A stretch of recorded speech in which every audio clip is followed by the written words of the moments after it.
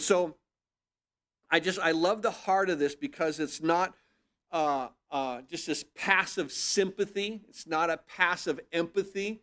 But what we're looking at is this active effort, this active action that goes into how can I help you through this time? How can I help you with this?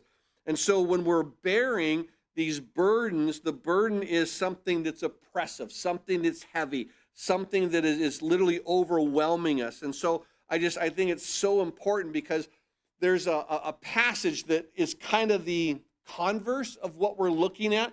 And so if you want to just jot this down, because I think it's so important to see what we are doing versus what we shouldn't be doing, because in Matthew chapter 23, verse 4, let me just share it with you.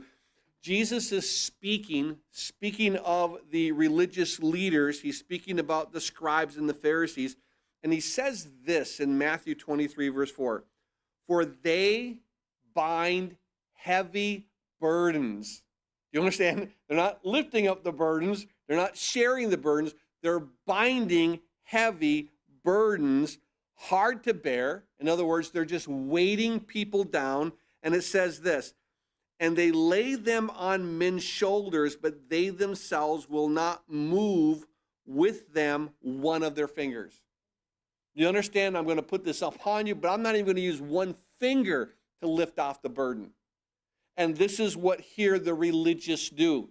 They have no problem seeing you with a burden, but they have no issue, no desire to help you with that.